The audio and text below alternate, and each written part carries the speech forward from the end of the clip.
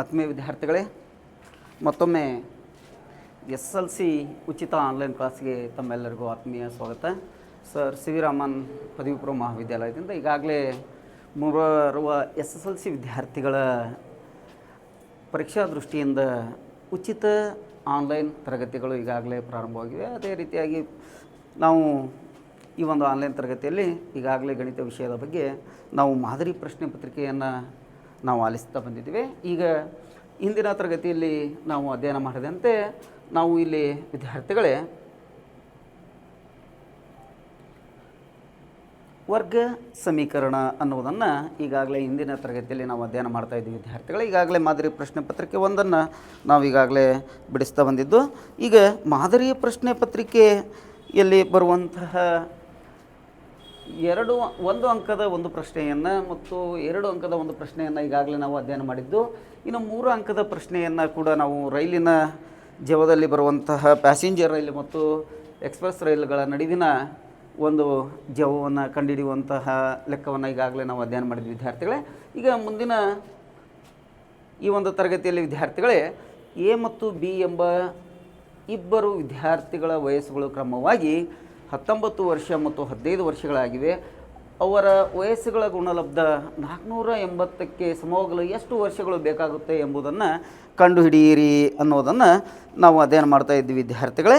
ಈಗಾಗಲೇ ನಾವು ಅಧ್ಯಯನ ಮಾಡಿದಂತೆ ಇಲ್ಲಿ ಇಬ್ಬರು ನಡುವಿನ ವಯಸ್ಸಿನ ಅಂತರವನ್ನು ಇಲ್ಲಿ ನೀಡಲಾಗಿದ್ದು, ಈ ಒಂದು ಇಬ್ಬರ ನಡುವಿನ ವಯಸ್ಸಿನ ಅಂತರಕ್ಕನುಗುಣವಾಗಿ ನಾವಿಲ್ಲಿ ಅದರ ಗುಣಲಬ್ಧವನ್ನು ಕೂಡ ನಾವು ಅಧ್ಯಯನ ಮಾಡ್ತಾ ಇದ್ದೀವಿ ವಿದ್ಯಾರ್ಥಿಗಳೇ. ಮೊದಲು ಎ ಮತ್ತು ಬಿ ಎಂಬ ಇಬ್ಬರು ವಿದ್ಯಾರ್ಥಿಗಳ ವಯಸ್ಸುಗಳ ಕ್ರಮವಾಗಿ 19 ವರ್ಷಗಳು ಮತ್ತು 15 ವರ್ಷಗಳಾಗಿವೆ. ಅವರ ವಯಸ್ಸುಗಳ ಗುಣಲಬ್ಧವು 480ಕ್ಕೆ ಸಮವಾಗಲು ಎಷ್ಟು ವರ್ಷಗಳು ಬೇಕಾಗುತ್ತದೆ ಎಂಬುದನ್ನು ಕಂಡುಹಿಡಿಯಿರಿ ಅನ್ನುವಂಥದ್ದನ್ನು ವಿದ್ಯಾರ್ಥಿಗಳೇ ಈಗ ನಾವು ಅಧ್ಯಯನ ಮಾಡಬೇಕಾಗುತ್ತೆ. ಇಲ್ಲಿ ಅವರಿಬ್ಬರ ನಡುವಿನ ವರ್ಷವನ್ನು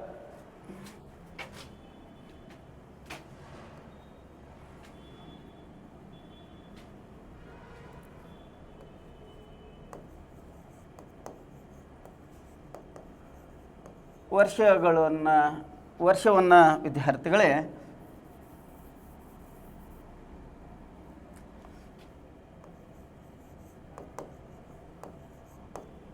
ವರ್ಷವನ್ನು ಎಕ್ಸ್ ಅಂತ ತೆಗೆದುಕೊಳ್ಳೋಣ ವಿದ್ಯಾರ್ಥಿಗಳೇ. ಎಕ್ಸ್ ಆಗಿರಲಿ. ಹಾಗಾದರೆ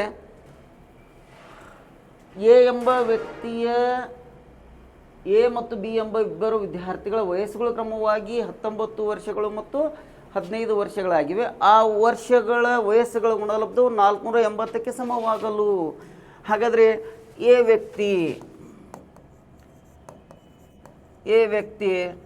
ವಯಸ್ಸು 19 ಪ್ಲಸ್ ಎಕ್ಸ್ ಆಗಿರಲಿ ವಿದ್ಯಾರ್ಥಿಗಳೇ. ನಂತರ ಬಿ ಎಂಬ ವ್ಯಕ್ತಿಯ ವಯಸ್ಸು 15 ಪ್ಲಸ್ ಎಕ್ಸ್ ಆಗಿರಲಿ ವಿದ್ಯಾರ್ಥಿಗಳೇ. 15 ಪ್ಲಸ್ ಎಕ್ಸ್ ಆಗಿರಲಿ. ಏನು ಅವರಿಬ್ಬರ ನಡುವಿನ ಗುಣಲಬ್ಧ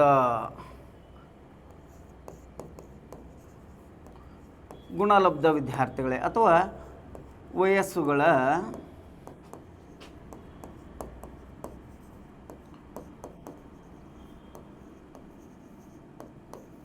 ಗುಣಲಬ್ಧ ವಿದ್ಯಾರ್ಥಿಗಳೇ ವಯಸ್ಸುಗಳ ಗುಣಲಬ್ಧ 19 plus X into bracket 15 plus X equal to ವಿದ್ಯಾರ್ಥಿಗಳೇ 480.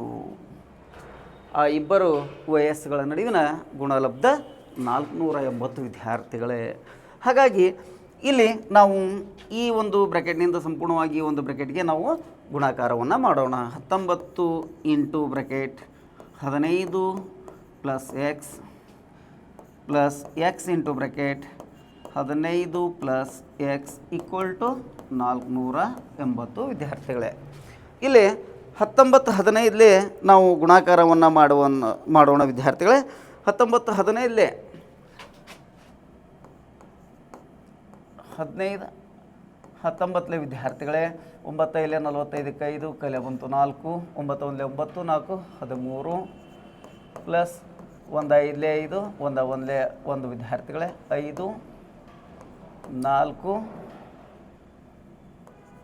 2 ವಿದ್ಯಾರ್ಥಿಗಳೇ. ಅಂದರೆ ನಮಗಿಲ್ಲಿ 285 ದೊರೀತಾ ಇದೆ. ಹಾಗಾದರೆ 285 ಪ್ಲಸ್ 19x ವಿದ್ಯಾರ್ಥಿಗಳೇ.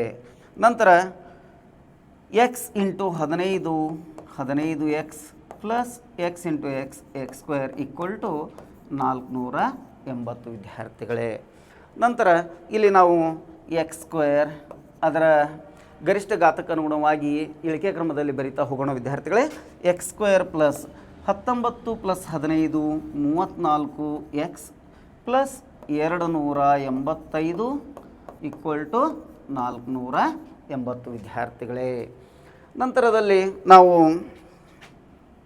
ವಿದ್ಯಾರ್ಥಿಗಳು ಈಗಾಗಲೇ ವರ್ಷವನ್ನು ಎಕ್ಸ್ ಅಂತ ತೆಗೆದುಕೊಂಡಿದ್ವಿ. ಎ ವ್ಯಕ್ತಿಯ ವಯಸ್ಸು 19 ಪ್ಲಸ್ ಎಕ್ಸ್, ಬಿ ವ್ಯಕ್ತಿಯ ವಯಸ್ಸು 15 ಪ್ಲಸ್ ಎಕ್ಸ್. ಇದನ್ನು ವರ್ಷ ಅಥವಾ ನಮಗಿಲ್ಲಿ ವರ್ಷವನ್ನು ಕೇಳಿರೋದ್ರಿಂದ ನೇರವಾಗಿ ನಾವು ವಿದ್ಯಾರ್ಥಿಗಳ ಎಕ್ಸನ್ನು ವರ್ಷವಂತ ತೆಗೆದುಕೊಳ್ಳೋಣ ವಿದ್ಯಾರ್ಥಿಗಳೇ. ತದನಂತರ ಅವುಗಳ ಗುಣಲಬ್ಧ ವಯಸ್ಸುಗಳ ಅಥವಾ ವಯಸ್ಸುಗಳ ಗುಣಲಬ್ಧವು 19 plus X into bracket 15 plus X equal to 480 ವಿದ್ಯಾರ್ಥಿಗಳೇ. ನಂತರ 19 ಈ ಬಂದು ಬ್ರೆಕೆಟ್ನಿಂದ 15x ಅಥವಾ 15 ಪ್ಲಸ್ ಎಕ್ಸಿಂದ 19 ಪ್ಲಸ್ ಎಕ್ಸ್ ಬ್ರೆಕೆಟ್ಗೆ ಗುಣಿಸೋಣ, ಅಥವಾ X plus A into bracket X plus B ಎಂಬ ಒಂದು ಸಮೀಕರಣವನ್ನು ನಾವು ಬಳಸಿ ನಾವು ಕೂಡ ಕಂಡುಹಿಡಿಬೋದು. ಅಥವಾ ನೇರವಾಗಿ ನಾವು ಅವುಗಳ ಗುಣಲಬ್ಧವನ್ನು ಮಾಡಿದಾಗ ನಮಗೆ 19 285 ವಿದ್ಯಾರ್ಥಿಗಳೇ. 19x plus 15x plus X square. ನಂತರದಲ್ಲಿ ನಾವು ಗರಿಷ್ಠ ಘಾತವನ್ನು ಮೊದಲು ಬರ್ಕೊಳ್ಳೋಣ. X square 19 plus 15 34x plus 285 equal to 480 ವಿದ್ಯಾರ್ಥಿಗಳೇ. ತದಾದ ನಂತರ ನಾವು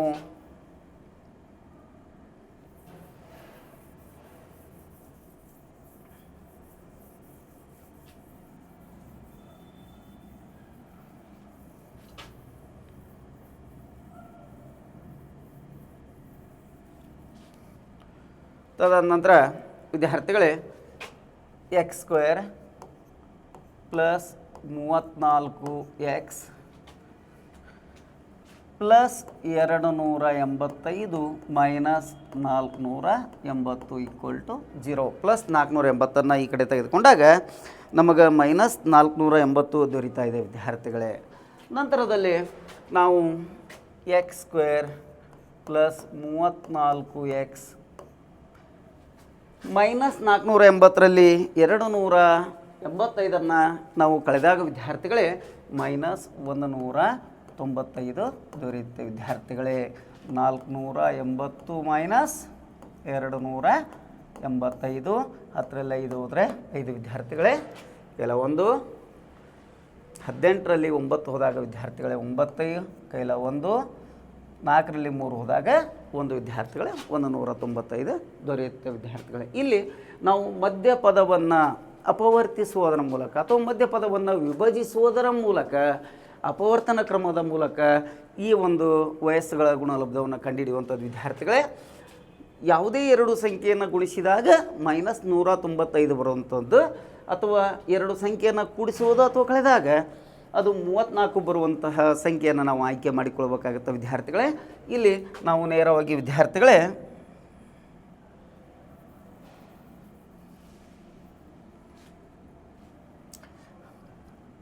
34 ವಿದ್ಯಾರ್ಥಿಗಳೇ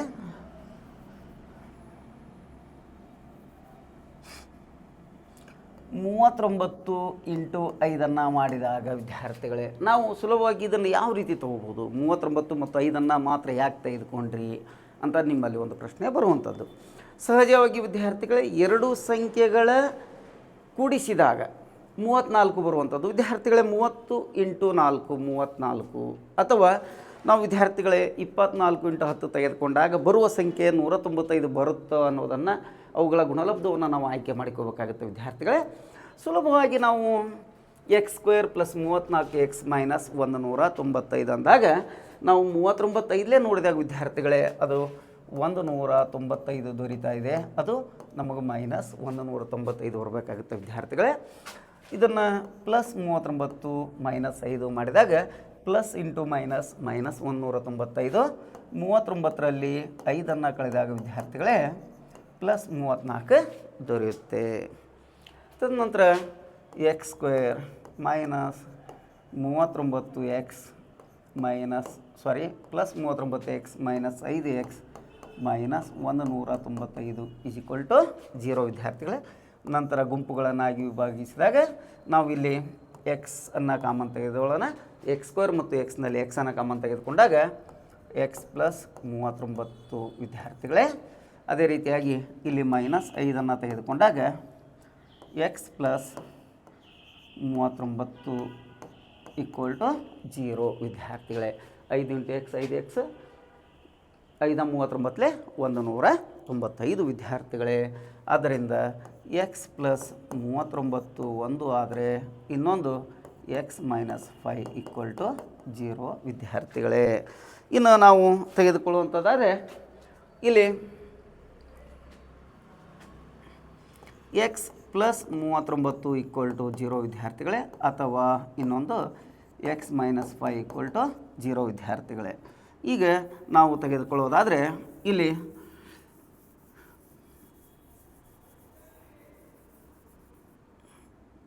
ನಂತರದಲ್ಲಿ ವಿದ್ಯಾರ್ಥಿಗಳೇ ಎಕ್ಸ್ ಪ್ಲಸ್ 39 ಆ ಕಡೆ ಹೋದಾಗ ನಮಗೆ ಮೈನಸ್ 39 ಆಗುತ್ತೆ ವಿದ್ಯಾರ್ಥಿಗಳೇ.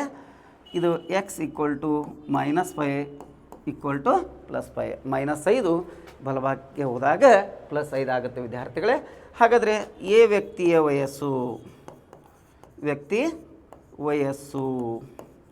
ಎ ವ್ಯಕ್ತಿಯ ವಯಸ್ಸು ಈಕ್ವಲ್ ಟು 19 ಪ್ಲಸ್ ಎಕ್ಸ್ ಅಂತ ಹೇಳಿದ್ವಿ ವಿದ್ಯಾರ್ಥಿಗಳೇ. ಹಾಗಾದರೆ ಎಕ್ಸ್ನ ಬೆಲೆ ಬಂದಿದೆ. ನಾವು ಧನಾತ್ಮಕ ಸಂಖ್ಯೆಯನ್ನು ತೆಗೆದುಕೊಂಡಾಗ 19 ಪ್ಲಸ್ 5 ಈಕ್ವಲ್ ಟು 24 ವಿದ್ಯಾರ್ಥಿಗಳೇ. ಅದೇ ರೀತಿ ಬಿ ವ್ಯಕ್ತಿಯ ವಯಸ್ಸು ವಿದ್ಯಾರ್ಥಿಗಳೇ 15 ಪ್ಲಸ್ ಎಕ್ಸ್ ವಿದ್ಯಾರ್ಥಿಗಳೇ. 15 ಪ್ಲಸ್ ಎಕ್ಸ್ ಅಂದಾಗ 15 ಪ್ಲಸ್ 5 ವಿದ್ಯಾರ್ಥಿಗಳೇ 20 ಆಗ್ತಾಯಿದೆ. ಹಾಗಾದರೆ ಅವರಿಬ್ಬರ ನಡುವಿನ ವಯಸ್ಸನ್ನು ನಾವು ನೋಡಿದಾಗ ವಿದ್ಯಾರ್ಥಿಗಳೇ ಒಟ್ಟು 34 ಆಗ್ತದೆ. ಇಲ್ಲಿ 34 ನಮಗೆ ದೊರೀತಾ ಇದೆ ವಿದ್ಯಾರ್ಥಿಗಳೇ. ಈ ರೀತಿಯಾಗಿ 4 ಅಂಕದ ಪ್ರಶ್ನೆಗಳನ್ನು ನಿಮಗೆ ಸುಲಭವಾಗಿ ಕೇಳುವಂಥದ್ದು ವಿದ್ಯಾರ್ಥಿಗಳೇ.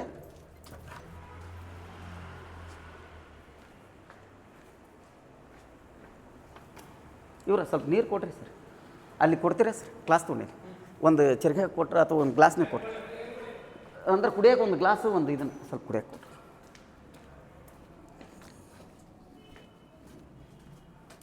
ನಂತರ ವಿದ್ಯಾರ್ಥಿಗಳೇ ಇಲ್ಲಿ ನಾವೀಗಾಗಲೇ 4 ಅಂಕದ ಒಂದು ಪ್ರಶ್ನೆ ಯಾವ ರೀತಿ ಕೇಳ್ತಾನ ಅನ್ನೋದನ್ನು ಈಗಾಗಲೇ ನಾವು ನಿನ್ನೆ ದಿನ ಹಿಂದಿನ ತರಗತಿಯಲ್ಲಿ ರೈಲುಗಳ ನಡುವಿನ ವ್ಯತ್ಯಾಸವನ್ನು ಕಂಡುಹಿಡಿದಿದ್ವಿ ವಿದ್ಯಾರ್ಥಿಗಳೇ.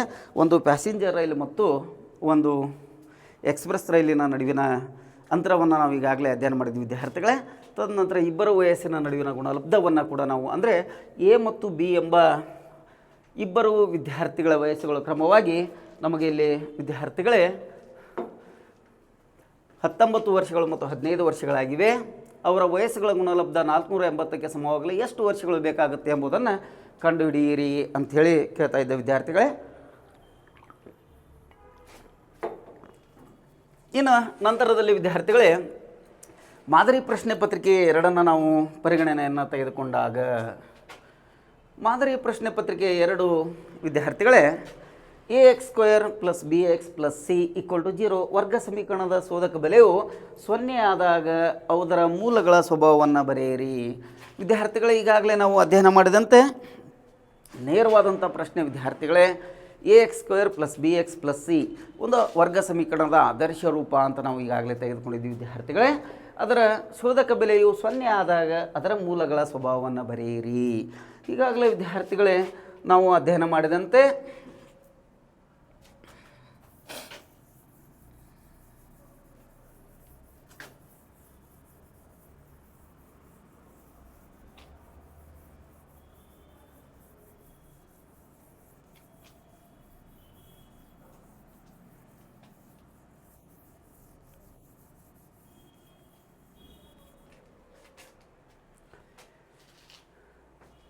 ಆದರ್ಶ ರೂಪ a x square plus b x plus c equal to 0 ವಿದ್ಯಾರ್ಥಿಗಳೇ. ಇಲ್ಲಿ ನಮಗೆ ನೇರವಾಗಿ ಪ್ರಶ್ನೆಯನ್ನು ಕೇಳ್ತಾ ಇದ್ದೇನೆ, ಡೆಲ್ಟಾ ಈಸ್ ಈಕ್ವಲ್ ಟು 0 ಅಂತೇಳಿ. ಡೆಲ್ಟಾ ಈಸ್ ಈಕ್ವಲ್ ಟು 0 ಅಂದಾಗ ನಮಗೆ ಈಗಾಗಲೇ ನಾವು ಅಧ್ಯಯನ ಮಾಡಿದಂತೆ ಒಂದು ವಿದ್ಯಾರ್ಥಿಗಳೇ, delta is equal to 0, delta is greater than 0, delta is smaller than 0. ನಾ ಈಗಾಗಲೇ ಹಿಂದಿನ ತರಗತಿಯಲ್ಲಿ ವಿದ್ಯಾರ್ಥಿಗಳ ಅತ್ಯಂತ ಸ್ಪಷ್ಟವಾಗಿ ನಾನಿಲ್ಲಿ ನಿಮಗೆ ನಿರ್ಧಾರ ಮಾಡಲಿಕ್ಕೆ ಹೇಳಿದ್ದೆ ವಿದ್ಯಾರ್ಥಿಗಳು. ಏನು ಅಂತಂದರೆ, ನಾವು ಈಗಾಗಲೇ 2 ಚರಾಕ್ಷರವುಳ್ಳ ರೇಖಾತ್ಮಕ ಸಮೀಕರಣದಲ್ಲಿ ಯಾವ ರೀತಿ ಚಾರ್ಟನ್ನು ನಾವು ನೆನಪಿಟ್ಕೊಳ್ಳೋದ್ರ ಮೂಲಕ 1 ಅಂಕದ 2 ಪ್ರಶ್ನೆಗಳನ್ನು ಸುಲಭವಾಗಿ ಉತ್ತರಿಸಬಹುದು. ಅದೇ ರೀತಿಯಾಗಿ ಈ ಒಂದು ವರ್ಗ ಸಮೀಕರಣದಲ್ಲಿ ಈ ಒಂದು ಚಾರ್ಟನ್ನು ನೆನಪಿಟ್ಕೊಳ್ಳೋದು. ಹಾಗಾದರೆ ಡೆಲ್ಟಾ ಈಸ್ ಈಕ್ವಲ್ ಟು 0 ವಾಸ್ತವ ಮತ್ತು ಸಮ 2 ವಸ್ತುಗಳು ಅಥವಾ ಸ್ವಭಾವ ಅಂತ ಹೇಳ್ತೀವಿ. ಇಲ್ಲಿ ವಾಸ್ತವ ಮೂಲಗಳು ಅಂತ ಹೇಳಿ ಕರೆದಾಗ 2 ಸಮ ಮತ್ತು ವಾಸ್ತವ ಮೂಲಗಳನ್ನು ಹೊಂದಿದೆ, ಅಥವಾ ನಾವು ವಾಸ್ತವ ಮತ್ತು ಸಮನಾದ ಮೂಲಗಳು ಅಂತ ಹೇಳ್ತೀವಿ ವಿದ್ಯಾರ್ಥಿಗಳೇ. ಇನ್ನು ಇಲ್ಲಿ ವಾಸ್ತವ ಮತ್ತು ಡೆಲ್ಟಾ ಈಸ್ ಗ್ರೇಟರ್ ದ್ಯಾನ್ 0 ಅಂದಾಗ ವಾಸ್ತವ ಮತ್ತು ವಿಭಿನ್ನ ಮೂಲಗಳು, 2 ವಾಸ್ತವ ಮತ್ತು ವಿಭಿನ್ನ ಮೂಲಗಳು ಅಂತಲೂ ಬರೀಬೋದು, ಅಥವಾ ವಾಸ್ತವ ಮತ್ತು ವಿಭಿನ್ನ ಮೂಲಗಳನ್ನು ಹೊಂದಿದೆ ಅಂತ ಹೇಳಿದೆ ವಿದ್ಯಾರ್ಥಿಗಳೇ. ವಾಸ್ತವ ಮತ್ತು ಸಮ, ಡೆಲ್ಟಾ ಈಸ್ ಈಕ್ವಲ್ ಟು 0. ಇನ್ನು ಡೆಲ್ಟಾ ಈಸ್ ಸ್ಮಾಲರ್ ದೆನ್, ಯಾವುದೇ ಮೂಲಗಳನ್ನು ಹೊಂದಿಲ್ಲ ವಿದ್ಯಾರ್ಥಿಗಳೇ, ಯಾವುದೇ ಮೂಲಗಳನ್ನು ಹೊಂದಿಲ್ಲ. ಅಥವಾ ನಾವಿದಕ್ಕೆ ಇನ್ನೊಂದು ಅರ್ಥದಲ್ಲಿ ಹೇಳ್ಬೋದು ವಿದ್ಯಾರ್ಥಿಗಳೇ, ಊಹಾತ್ಮಕ. ಏನು ಹೇಳ್ತೀವಿ ವಿದ್ಯಾರ್ಥಿಗಳೇ? ಊಹಾತ್ಮಕ ಅಂಥೇಳಿ. ಇದನ್ನು ನಾವು ಅತ್ಯಂತ ಸ್ಪಷ್ಟವಾಗಿ ಈ ಒಂದು ಚಾರ್ಟನ್ನು ನೆನಪಿಟ್ಕೊಂಡ್ರೆ ವಿದ್ಯಾರ್ಥಿಗಳೇ, 1 ಅಂಕದ ಪ್ರಶ್ನೆಯನ್ನು ಸುಲಭವಾಗಿ ನಾವು ಇಲ್ಲಿ ಅಂಕವನ್ನು ತೆಗೆದುಕೊಳ್ಳುವಂಥದ್ದು ವಿದ್ಯಾರ್ಥಿಗಳೇ. ಇನ್ನು 2ನೇ ಪ್ರಶ್ನೆಯನ್ನು ನಾವು ತೆಗೆದುಕೊಂಡಾಗ ವಿದ್ಯಾರ್ಥಿಗಳೇ, 2ನೇ ಪ್ರಶ್ನೆ 2 ಅಂಕದ ಪ್ರಶ್ನೆ, 3x² - 6x + 3 = 0 ಈ ವರ್ಗ ಸಮೀಕರಣದ ಮೂಲಗಳನ್ನು ಕಂಡುಹಿಡಿಯಿರಿ. ಯಾವ ವಿಧಾನದ ಮೂಲಕ? ಹಾಗಾದರೆ ಅಪವರ್ತನ ವಿಧಾನದ ಮೂಲಕ. ಯಾವ ವಿಧಾನ ವಿದ್ಯಾರ್ಥಿಗಳೇ? ಹಾಗಾದರೆ ಅಪವರ್ತನ ವಿಧಾನದ ಮೂಲಕ ನಾವು ಅವುಗಳ ಮೂಲಗಳನ್ನು ಕಂಡುಹಿಡಿಯುವಂಥದ್ದು ವಿದ್ಯಾರ್ಥಿಗಳೇ. ಹಾಗಾದರೆ ಈಗಾಗಲೇ ನಾವು 1 ಅಂಕದ ಒಂದು ಪ್ರಶ್ನೆಯನ್ನು ಈಗಾಗಲೇ ತಿಳಿಸಿದಂತೆ ಅತ್ಯಂತ ಸುಲಭವಾಗಿ ಒಂದು ಚಾರ್ಟನ್ನು ನೆನಪಿಟ್ಕೊಳ್ಳೋದ್ರ ಮೂಲಕ ನಾವು ಕಂಡುಹಿಡಿಯುವಂಥದ್ದು ವಿದ್ಯಾರ್ಥಿಗಳೇ. ಇಲ್ಲಿ ನಾವು ಮುಂದಿನ ಪ್ರಶ್ನೆಗೆ ಹೋದಾಗ 3x² -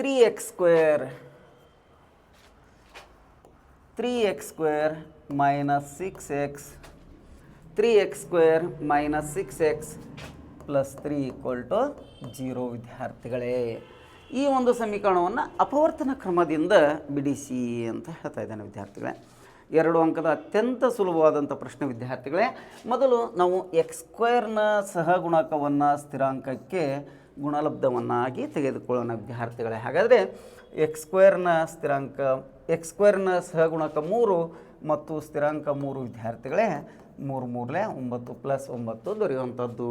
ಹಾಗಾದರೆ ವಿದ್ಯಾರ್ಥಿಗಳೇ, ನಾವು ಗುಣಿಸಿದಾಗ +9, ಕೂಡಿಸಿದಾಗ ಅಥವಾ ಕಳೆದಾಗ -6 ಬರುವಂಥ ಸಂಖ್ಯೆಯನ್ನು ತೆಗೆದುಕೊಳ್ಳೋದು ವಿದ್ಯಾರ್ಥಿಗಳೇ.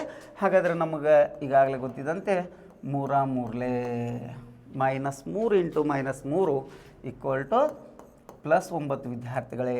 -3 -3 = -6. 2 ಸಮನಾದ ಚಿಹ್ನೆಯನ್ನು ಹೊಂದಿದಾಗ, ಅಂದರೆ ++ ಅನ್ನು ಹೊಂದಿದಾಗ ಅಥವಾ -− ಅನ್ನು ಹೊಂದಿದಾಗ ವಿದ್ಯಾರ್ಥಿಗಳೇ,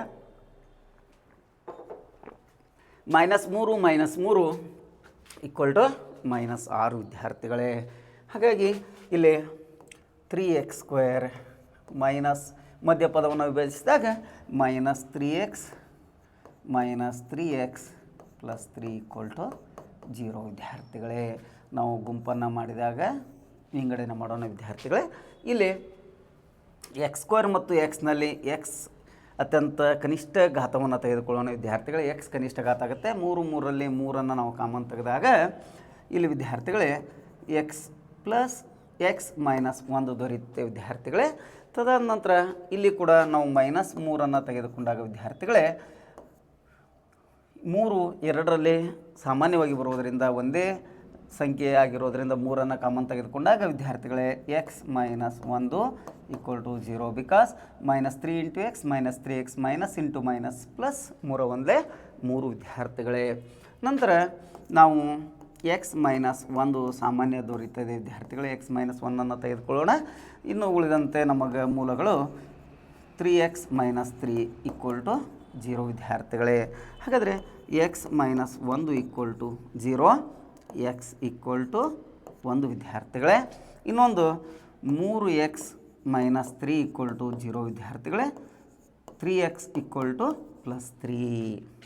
ನಂತರ ಎಕ್ಸ್ ಈಕ್ವಲ್ ಟು 3/3 3 ಒಂದಲೇ ಎಕ್ಸ್ ಈಕ್ವಲ್ ಟು 1. ಹಾಗಾದರೆ ಮೂಲಗಳು ಎಕ್ಸ್ ಈಕ್ವಲ್ ಟು 1 ಮತ್ತು ಎಕ್ಸ್ ಈಕ್ವಲ್ ಟು 1 ವಿದ್ಯಾರ್ಥಿಗಳೇ. ಈ ರೀತಿಯಾಗಿ ನಾವು 2 ಅಂಕದ ಒಂದು ಪ್ರಶ್ನೆಯನ್ನು ಸುಲಭವಾಗಿ ನಾವಿಲ್ಲಿ ತೆಗೆದುಕೊಳ್ಳುವಂಥದ್ದು ವಿದ್ಯಾರ್ಥಿಗಳೇ. ನಂತರದಲ್ಲಿ ನಮಗೆ ಇನ್ನೊಂದು ಪ್ರಶ್ನೆಯನ್ನು ಕೇಳ್ತಾ ಇದ್ದೇನೆ ವಿದ್ಯಾರ್ಥಿಗಳೇ. ಎಕ್ಸ್ ಸ್ಕ್ವೇರ್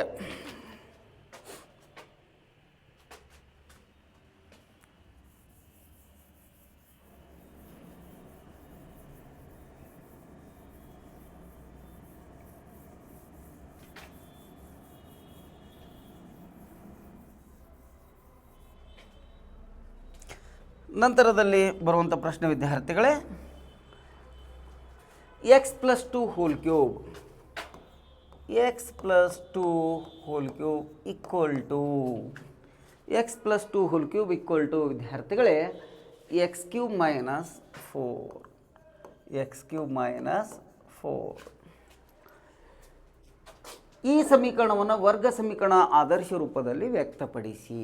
ವರ್ಗ ಸಮೀಕರಣದ ಆದರ್ಶ ರೂಪಕ್ಕೆ ತೆಗೆದುಕೊಂಡು ಬನ್ನಿ ಅಂತ ಹೇಳ್ತಿದ್ದೇನೆ ವಿದ್ಯಾರ್ಥಿಗಳು. ಹಾಗಾದರೆ ನಮಗೆ ವರ್ಗ ಸಮೀಕರಣದ ಆದರ್ಶ ರೂಪ ಈಗಾಗಲೇ ನಮ್ಗೆ ಗೊತ್ತಿದ್ದಂತೆ ax² + bx + c = 0 ರೂಪಕ್ಕೆ ಪರಿವರ್ತಿಸಬೇಕು ವಿದ್ಯಾರ್ಥಿಗಳೇ.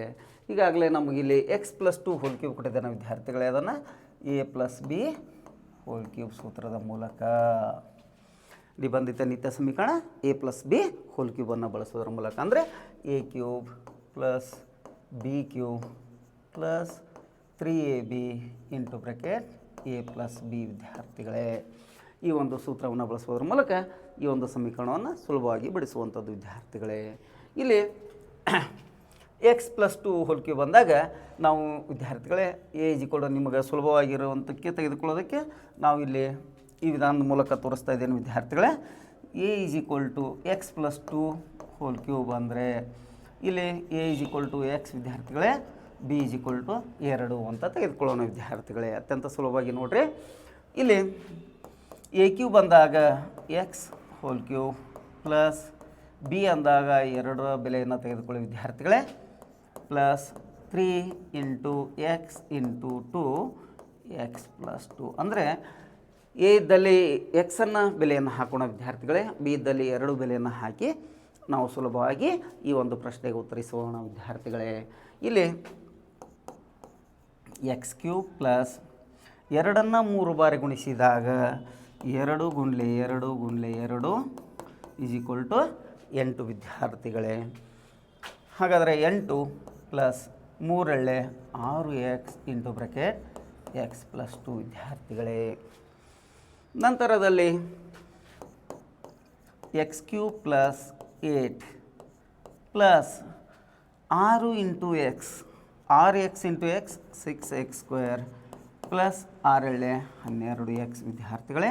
ತದಾದ ನಂತರ ಇದನ್ನು ನಾವು ಸುಲಭವಾಗಿ ಅದರ ಘಾತಾಂಕಗಳಿಗೆ ಇಳಿಮುಖವಾಗಿ ಬರೆದಾಗ, ಇಳಿಕೆ ಕ್ರಮದಲ್ಲಿ ಬರೆದಾಗ x³ plus 6x² plus 12x plus 8 ವಿದ್ಯಾರ್ಥಿಗಳೇ. ಇದರ ಬೆಲೆಯನ್ನು ಇಲ್ಲಿ ತುಂಬೋಣ ವಿದ್ಯಾರ್ಥಿಗಳೇ.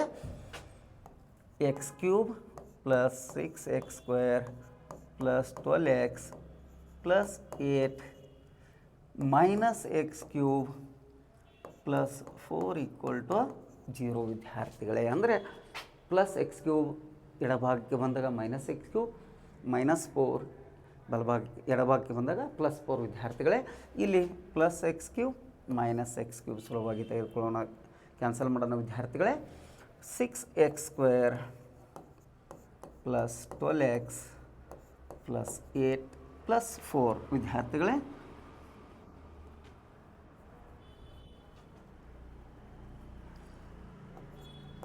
12x plus 8 plus 4 12 equal to 0 ವಿದ್ಯಾರ್ಥಿಗಳೇ. ಇದನ್ನು ಇನ್ನೊಂದು ಹಂತದಲ್ಲಿ ಮಾಡೋದಾದರೆ ಎಲ್ಲವೂ 6ರಿಂದ ಭಾಗವಾಗುವುದರಿಂದ 6ರಿಂದ ಭಾಗಿಸೋಣ ವಿದ್ಯಾರ್ಥಿಗಳೇ. X square plus 2x plus 2 equal to 0, ಅಥವಾ ಇದರ ಈ ರೂಪಕ್ಕೆ ಬಿಟ್ಟರೂ ಕೂಡ ನೀವು ಮಾಡಿದಂಥ ಉತ್ತರ ಸರಿಯಾಗಿರುತ್ತೆ ವಿದ್ಯಾರ್ಥಿಗಳೇ. ಅಂದರೆ ಇಲ್ಲಿ ನೇರವಾಗಿ ನಾವು ವಿದ್ಯಾರ್ಥಿಗಳು ಇದನ್ನು ಬರ್ಕೊಳ್ಳೋಣ ವಿದ್ಯಾರ್ಥಿಗಳ ಮತ್ತೊಂದು ಸ್ಟೆಪ್ಪನ್ನು.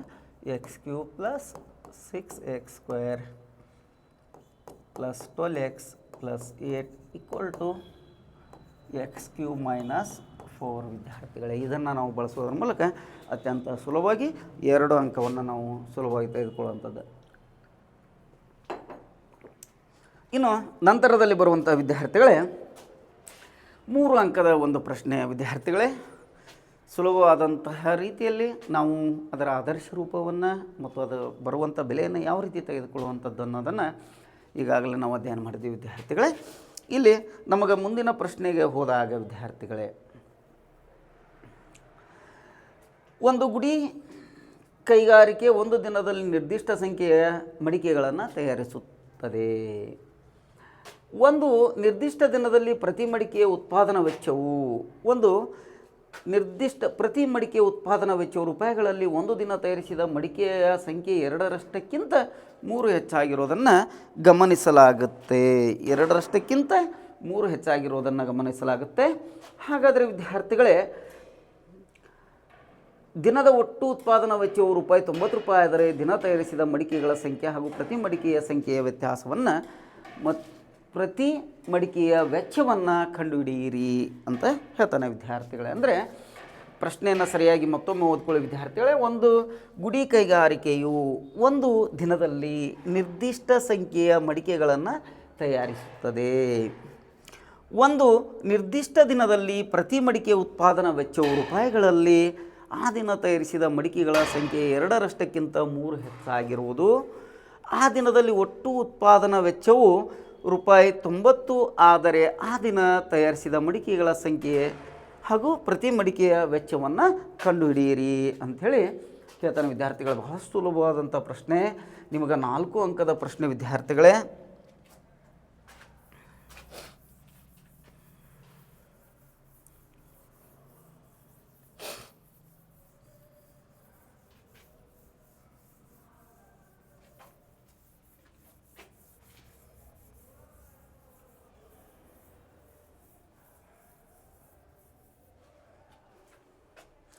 ನೋಡ್ರಿ ವಿದ್ಯಾರ್ಥಿಗಳೇ, ಮಡಿಕೆ ತಯಾರಿಕೆ ಎಕ್ಸ್ ಆಗಿರಲಿ,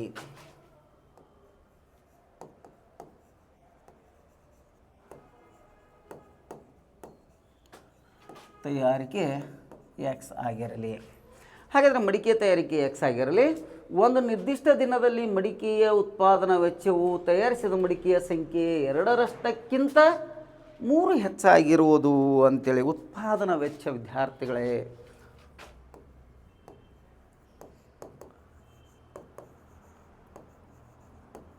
ವೆಚ್ಚ 2ರಷ್ಟಕ್ಕಿಂತ 3 ಹೆಚ್ಚಾಗಿರುವುದು ಅಂದರೆ 2x ಪ್ಲಸ್ 3 ಈಕ್ವಲ್ ಟು 0 ವಿದ್ಯಾರ್ಥಿಗಳೇ.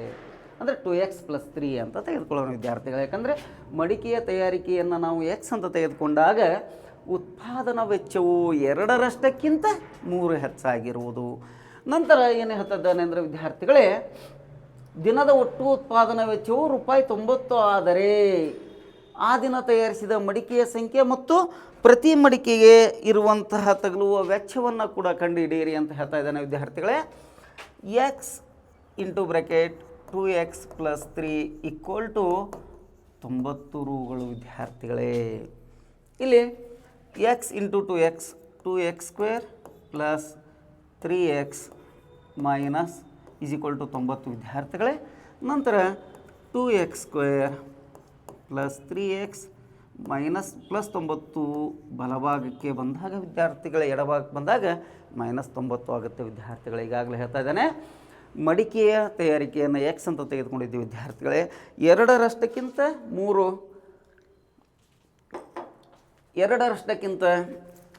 3 ಹೆಚ್ಚಾಗಿದೆ ಅಂತ ಹೇಳ್ತಾ ಇದ್ದೇನೆ ವಿದ್ಯಾರ್ಥಿಗಳೇ. 2x ಪ್ಲಸ್ 3 ಆದ್ದರಿಂದ x into 2x plus 3 is equal to 90 ವಿದ್ಯಾರ್ಥಿಗಳೇ. ತದನಂತರ ನಾವಿಲ್ಲಿ ಇದನ್ನು ನೇರವಾಗಿ ವಿದ್ಯಾರ್ಥಿಗಳೇ ಈಗಾಗಲೇ ನಾವು ಅಧ್ಯಯನ ಮಾಡಿದಂತೆ x² ಸಹಗುಣಕವನ್ನು ಸ್ಥಿರಾಂಕಕ್ಕೆ ಗುಣಲಬ್ಧ ಮಾಡಿದಾಗ -90 ಇಂಟು 2 ವಿದ್ಯಾರ್ಥಿಗಳೇ -180. ಹಾಗಾದರೆ ಯಾವುದೇ ಎರಡು ಸಂಖ್ಯೆಗಳನ್ನು ಗುಣಿಸಿದಾಗ -180 ದೊರೆಯುವಂಥದ್ದು, ಆ ಎರಡು ಸಂಖ್ಯೆಗಳನ್ನು ಕೂಡಿಸಿದಾಗ ಅಥವಾ ಕಳೆದಾಗ ವಿದ್ಯಾರ್ಥಿಗಳೇ +3 ಬರುವಂತಹ ಸಂಖ್ಯೆಯನ್ನು ತೆಗೆದುಕೊಳ್ಳೋದಾದರೆ 15 12 ವಿದ್ಯಾರ್ಥಿಗಳೇ. ಹಾಗಾದರೆ ನೀವು ಕೇಳ್ಬೋದು ಪ್ರಶ್ನೆಯನ್ನು ಸುಲಭವಾಗಿ 15 12 ಯಾಕೆ ತೆಗೆದುಕೊಳ್ಳಬಹುದು? ಇಲ್ಲಿ ವಿದ್ಯಾರ್ಥಿಗಳೇ ನಮಗೆ ಅದರ ಸ್ಥಿರಾಂಕವು ಮೈನಸ್ ಚಿಹ್ನೆಯಲ್ಲಿದೆ ಮತ್ತು ಎರಡು ಸಂಖ್ಯೆಯನ್ನು ಕೂಡಿಸಿದಾಗ ಕಳೆದಾಗ +3 ಬರುವಂಥದ್ದು ಅಂದಾಗ ದೊಡ್ಡ ಸಂಖ್ಯೆಯ ಚಿಹ್ನೆಯನ್ನು ನಾವು ಸಹಜವಾಗಿ ಪ್ಲಸ್ ಬರುವಂತಹ ಸಂಖ್ಯೆಗಳನ್ನು ಆಯ್ಕೆ ಮಾಡಿಕೊಂಡಾಗ ನಾವು 15 18 ಅಂತ ತೆಗೆದುಕೊಳ್ಳೋದು, ಅಥವಾ 18 15 ತೆಗೆದುಕೊಂಡಾಗ ವಿದ್ಯಾರ್ಥಿಗಳೇ ಅದರ ಬೆಲೆ ಹೆಚ್ಚಾಗುತ್ತೆ. 12 ಮತ್ತು 15 ತೆಗೆದುಕೊಂಡಾಗ ವಿದ್ಯಾರ್ಥಿಗಳೇ ಸರಿಯಾಗಿ 180 ದೊರೆಯುತ್ತೆ. ದೊಡ್ಡ ಸಂಖ್ಯೆಯನ್ನು ಪ್ಲಸ್ ಮತ್ತು ಸಣ್ಣ ಸಂಖ್ಯೆಯನ್ನು ಮೈನಸ್ ತೆಗೆದುಕೊಂಡಾಗ 15ರಲ್ಲಿ 12 ತೆಗೆದಾಗ ವಿದ್ಯಾರ್ಥಿಗಳೇ 3 ನಮಗೆ ದೊರೀತಾ ಇದೆ. ಅದರ ಪ್ರಕಾರ 2x² plus 2x² minus 12x plus 15x minus 90 = 0 ವಿದ್ಯಾರ್ಥಿಗಳೇ. ನಂತರ ಇದನ್ನು ಗುಂಪನ್ನಾಗಿ ವಿಭಾಗಿಸಿದಾಗ 2 ಮತ್ತು 12ರಲ್ಲಿ ಅತ್ಯಂತ ಸಣ್ಣ ಸಂಖ್ಯೆ 2 ಆಗುತ್ತೆ ವಿದ್ಯಾರ್ಥಿಗಳೇ. x² ಮತ್ತು xನಲ್ಲಿ ಕನಿಷ್ಠ ಘಾತ x ಆಗುತ್ತೆ ವಿದ್ಯಾರ್ಥಿಗಳೇ, x -6. ಇನ್ನು 15 ಮತ್ತು 90 ಒಂದೇ ಮಗ್ಗಿಯಲ್ಲಿರೋದರಿಂದ 15ರ ಮಗ್ಗಿಯಲ್ಲಿರೋದರಿಂದ ನಾವು ಸಣ್ಣ ಸಂಖ್ಯೆ 15 ಕಾಮನ್ ತೆಗೆದುಕೊಂಡಾಗ x -6 ದೊರೆಯುತ್ತೆ ವಿದ್ಯಾರ್ಥಿಗಳೇ. ಈಗ ಒಂದು x -6 ಇನ್ನೊಂದು 2x + 15 ವಿದ್ಯಾರ್ಥಿಗಳೇ. x -6 = 0. x -6 = 0 ಮೀನ್ಸ್ x = 6 ವಿದ್ಯಾರ್ಥಿಗಳೇ. ತದನಂತರ 2x + 15 = 0. 2x = +15 ಆ ಕಡೆ ಹೋದಾಗ ವಿದ್ಯಾರ್ಥಿಗಳೇ -15. ದೆನ್ x = -15/2 ವಿದ್ಯಾರ್ಥಿಗಳೇ. ನಾವು ಧನ ಸಂಖ್ಯೆಯನ್ನು ತೆಗೆದುಕೊಂಡಾಗ ವಿದ್ಯಾರ್ಥಿಗಳೇ x = 6 ಅನ್ನು ತೆಗೆದುಕೊಳ್ಳೋಣ. x = 6 ಅಂದರೆ ಮಡಿಕೆ ತಯಾರಿಕೆ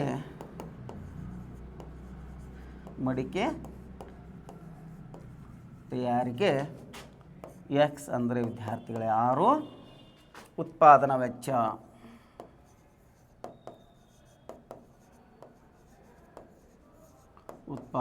ವಿದ್ಯಾರ್ಥಿಗಳೇ 2x + 3 ಅಂತ ತೆಗೆದುಕೊಳ್ಳೋದಾದರೆ 2 × 6 + 3 ವಿದ್ಯಾರ್ಥಿಗಳೇ 2 6 12 12 3 15 ವಿದ್ಯಾರ್ಥಿಗಳೇ. ಹಾಗಾಗಿ ಉತ್ಪಾದನಾ ವೆಚ್ಚ 15 ಆಗುತ್ತೆ ವಿದ್ಯಾರ್ಥಿಗಳೇ ಮತ್ತು ಮಡಿಕೆ ತಯಾರಿಕೆ x ಆಗಿರುತ್ತೆ ವಿದ್ಯಾರ್ಥಿಗಳೇ. ಈ ರೀತಿ ನಾವು ಸುಲಭವಾಗಿ ನಾವು ಅಂಕಗಳನ್ನು ತೆಗೆದುಕೊಳ್ಳುವಂಥದ್ದು. ಇದು ಮಾದರಿಯ ಪ್ರಶ್ನೆ ಪತ್ರಿಕೆಯಲ್ಲಿ 4ನೇ ಪ್ರಶ್ನೆ ವಿದ್ಯಾರ್ಥಿಗಳೇ. ಇನ್ನು ತದಾದ ನಂತರ ನಾವು ಮುಂದಿನ ಪ್ರಶ್ನೆಗೆ ಹೋಗೋಣ.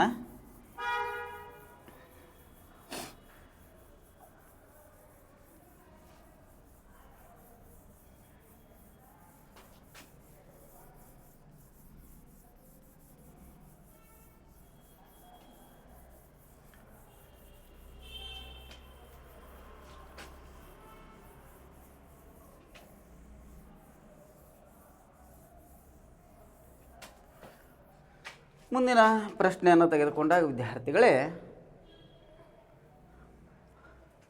ಒಂದು ಭಿನ್ನ ರಾಶಿಯಲ್ಲಿ ಛೇದವು ಅಂಶದ 2ರಷ್ಟಕ್ಕಿಂತ 1 ಹೆಚ್ಚಾಗಿದೆ.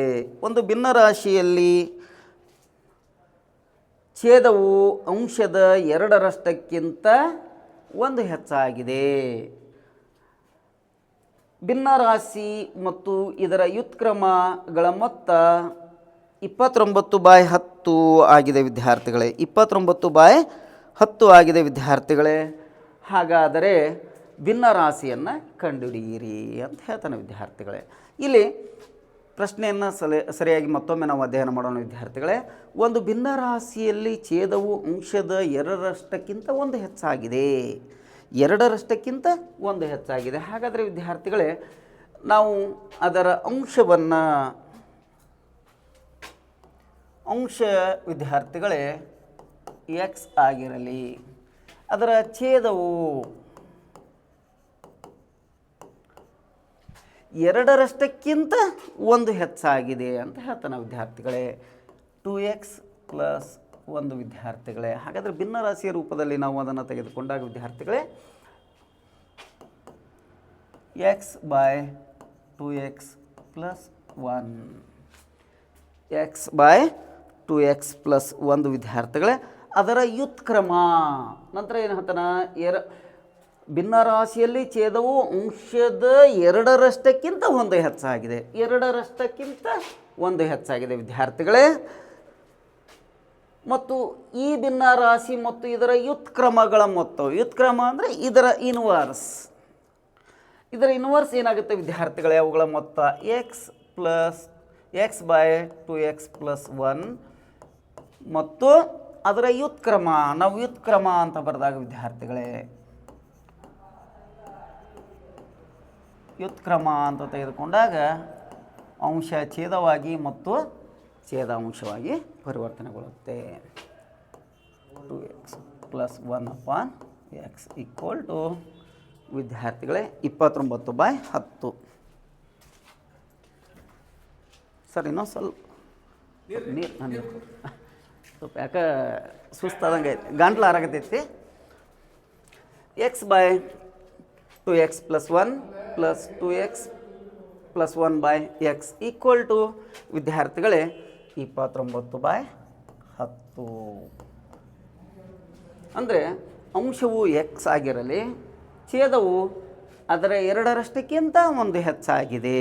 ಅಂದರೆ ಅಂಶವನ್ನು ನಾವು x ಅಂತ ತೆಗೆದುಕೊಂಡಾಗ ಛೇದವನ್ನು 2x + 1 ಅಂತ ಹೇಳ್ತೀವಿ. ಅದನ್ನು ಭಿನ್ನರಾಶಿ ರೂಪದಲ್ಲಿ ಬರೆದಾಗ x/2x + 1 ಮತ್ತು ಅದರ ವ್ಯುತ್ಕ್ರಮ ಇನ್ವರ್ಸ್ ಆಫ್ ದಟ್ ಇಕ್ವೇಷನ್ =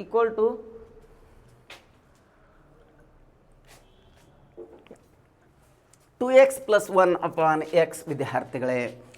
ಇವುಗಳ ಮೊತ್ತ 29/10 ವಿದ್ಯಾರ್ಥಿಗಳೇ. ಇಲ್ಲಿ ನಾವು ಛೇದವನ್ನು ಲಸ ತೆಗೆದುಕೊಂಡಾಗ ವಿದ್ಯಾರ್ಥಿಗಳೇ 2x + 1 × x that = x × x x² + 2x + 1 2x + 1 whole square ವಿದ್ಯಾರ್ಥಿಗಳೇ ದಟ್ = 29/10. ಅಂದರೆ x × x x² ವಿದ್ಯಾರ್ಥಿಗಳೇ 2x + 1 × 2x + 2x + 1 whole square. ತದನಂತರ x² plus a + b whole square ಸೂತ್ರವನ್ನು ನಾವಿಲ್ಲಿ ಬಳಸೋಣ. a + b ಹೋಲ್ ಸ್ಕ್ವೇರ್ ಸಮೀಕರಣವನ್ನು ಬಳಸಿದಾಗ a² + 2ab + b² ವಿದ್ಯಾರ್ಥಿಗಳೇ. ಈ ರೂಪದಲ್ಲಿ ನಾವು ಮಾಡಿದಾಗ x² + 2x ಹೋಲ್ ಸ್ಕ್ವೇರ್ ವಿದ್ಯಾರ್ಥಿಗಳೇ a² +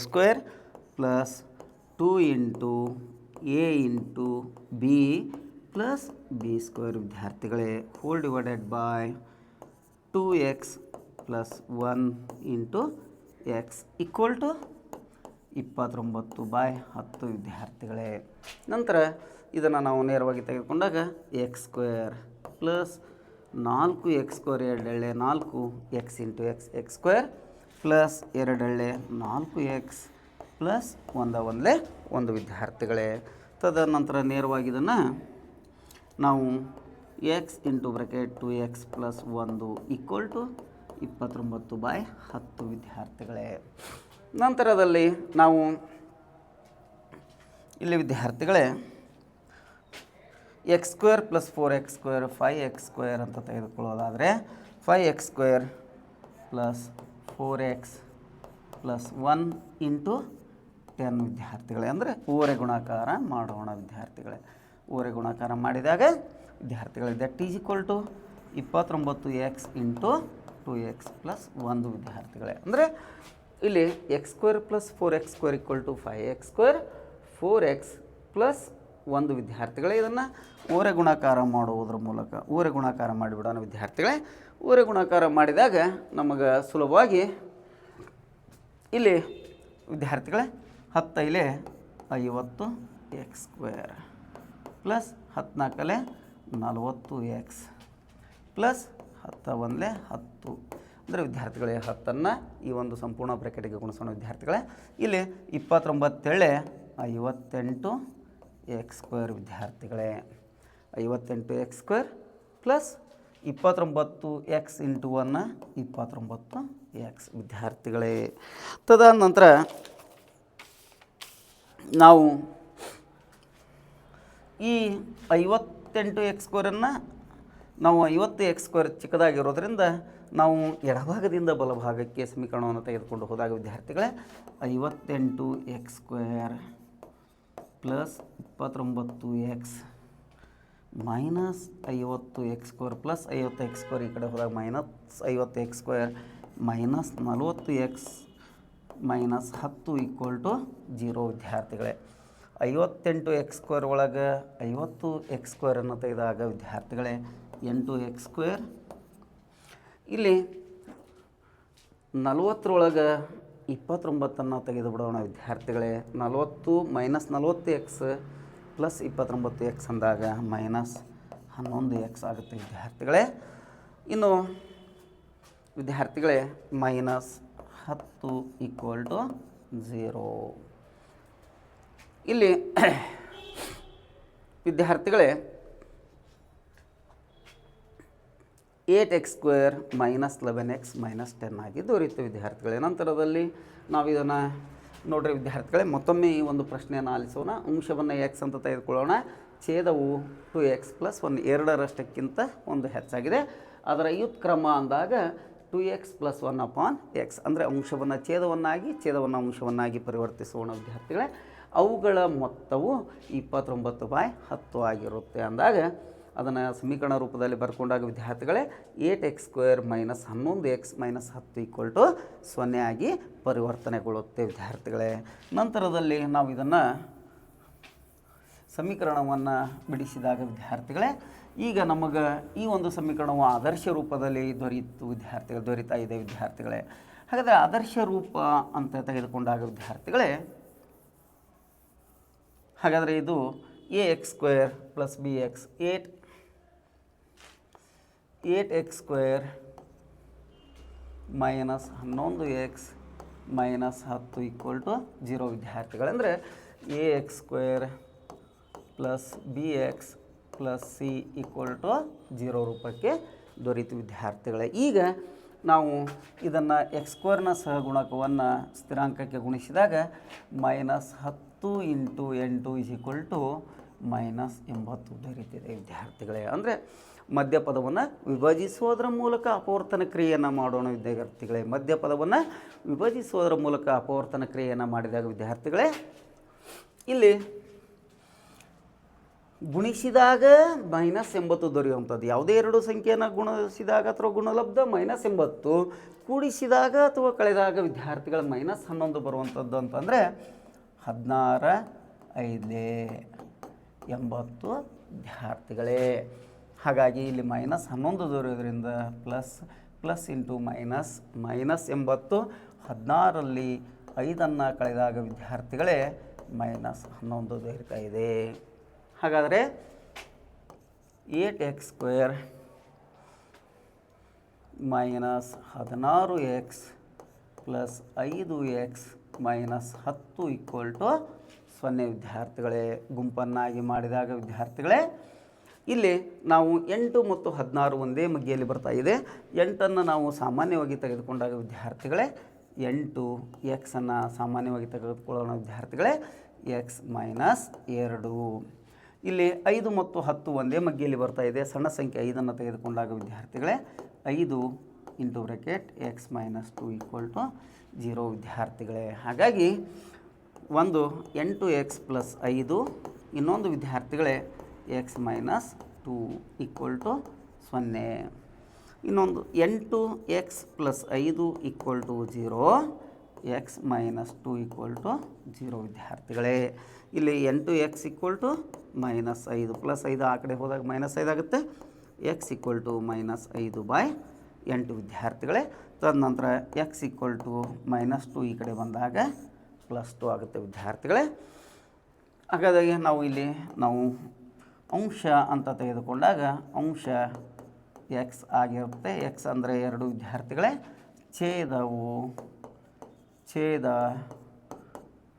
2x + 2ರಷ್ಟಕ್ಕಿಂತ 1 ಅಂತ ಹೇಳಿದಾಗ ವಿದ್ಯಾರ್ಥಿಗಳೇ 2 × 2 + 1 ವಿದ್ಯಾರ್ಥಿಗಳೇ 5 ಆಗುತ್ತೆ. ಅಂದರೆ ನಾವು ಭಿನ್ನರಾಶಿ ರೂಪದಲ್ಲಿ ಬರೆದಾಗ ವಿದ್ಯಾರ್ಥಿಗಳೇ 2/5 ಅಥವಾ ನಾವು 2x + 1 = 5 ಅಂತಂದು ನಾವು ಈ ಲೆಕ್ಕವನ್ನು 4 ಅಂಕಕ್ಕೆ ಸುಲಭವಾಗಿ ತೆಗೆದುಕೊಳ್ಳುವಂಥದ್ದು ವಿದ್ಯಾರ್ಥಿಗಳೇ. ಇದು ನಮಗೆ ಮಾದರಿ ಪ್ರಶ್ನೆ ಪತ್ರಿಕೆಯಲ್ಲಿ 2ರಲ್ಲಿ ಬರುವಂಥ ಪ್ರಶ್ನೆ ವಿದ್ಯಾರ್ಥಿಗಳೇ. ಇನ್ನು ನಾವು ಮಾದರಿ ಪ್ರಶ್ನೆ ಪತ್ರಿಕೆ 3 ತೆಗೆದುಕೊಂಡಾಗ ವಿದ್ಯಾರ್ಥಿಗಳೇ, ಒಂದು ಆಯತದ ಉದ್ದವು ಅಗಲದ 3ರಷ್ಟಿದೆ. ಆಯತದ ವಿಸ್ತೀರ್ಣ 75 ಸೆಂಟಿಮೀಟರ್ ಆದರೆ ಆಯತದ ಉದ್ದ ಮತ್ತು ಅಗಲಗಳನ್ನು ಕಂಡುಹಿಡಿಯುವ ವರ್ಗ ಸಮೀಕರಣವನ್ನು ಬರೆಯಿರಿ ಅಂಥೇಳಿ ಹೇಳ್ತಾ ಇದ್ದಾನೆ ವಿದ್ಯಾರ್ಥಿಗಳೇ. ಅಂದರೆ ax² + bx + c = 0 ರೂಪದಲ್ಲಿ ಬರೆಯಿರಿ. ಹಾಗಾದರೆ a is not equal to 0 ಕ್ರಮದಲ್ಲಿ ನಾವು ಅದರ ಸಮೀಕರಣವನ್ನು ನೋಡೋಣ ವಿದ್ಯಾರ್ಥಿಗಳೇ. ಆಯತದ ವಿಸ್ತೀರ್ಣ ಕೊಟ್ಟಿದ್ದಾನೆ ವಿದ್ಯಾರ್ಥಿಗಳೇ. ಹಾಗಾದರೆ ಆಯತದ ವಿಸ್ತೀರ್ಣ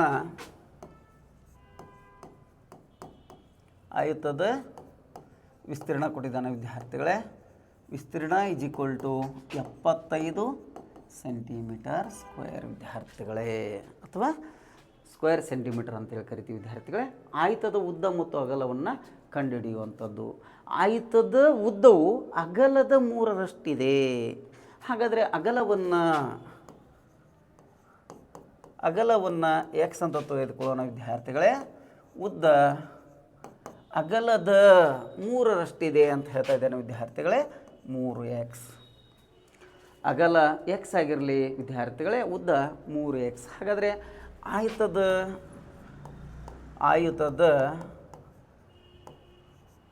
ವಿಸ್ತೀರ್ಣ = L × b ಅಥವಾ ಉದ್ದ ಗುಂಡ್ಲೆ ಅಗಲ ವಿದ್ಯಾರ್ಥಿಗಳೇ. ಸೂತ್ರವನ್ನು ಬಳಸೋದ್ರ ಮೂಲಕ ಆಯತದ ವಿಸ್ತೀರ್ಣ 75 ಕೊಟ್ಟಿದ್ದಾನೆ ವಿದ್ಯಾರ್ಥಿಗಳೇ. 75 L ಕೊಟ್ಟಿದ್ದಾನೆ ವಿದ್ಯಾರ್ಥಿಗಳೇ. L ಮೀನ್ಸ್ ಲೆಂತ್, ಉದ್ದ 3x × x ವಿದ್ಯಾರ್ಥಿಗಳೇ. ಅಂದರೆ 3x × x ಅಂದರೆ 3x² = 75. 3x² + 75 ಈ ಕಡೆ ಬಂದಾಗ ವಿದ್ಯಾರ್ಥಿಗಳೇ -75 = 0. ಅಂದರೆ ax² + bx + c = 0. ಅಂದರೆ ಇಲ್ಲಿ b ಬೆಲೆ ನಮಗೆ 0 ಆಗ್ತಾಯಿದೆ ವಿದ್ಯಾರ್ಥಿಗಳೇ. ಈ ಆದರ್ಶ ರೂಪಕ್ಕೆ ಬರ್ತಾ ಇದೆ. ಅಂದರೆ ಕೊಟ್ಟಿರುವ ಸಮೀಕರಣದಲ್ಲಿ ಮೊದಲನೇ ಆಯ್ಕೆ ವಿದ್ಯಾರ್ಥಿಗಳೇ 3x² + 75x ಆಗುತ್ತೆ ವಿದ್ಯಾರ್ಥಿಗಳೇ.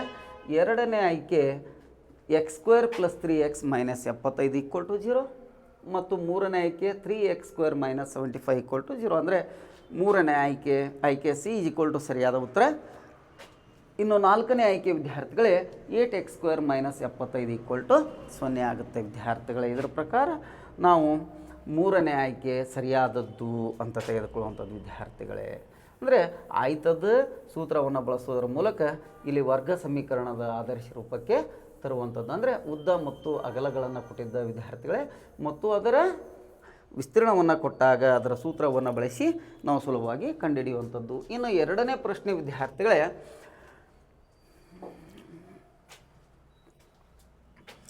2x² + x - x = 0.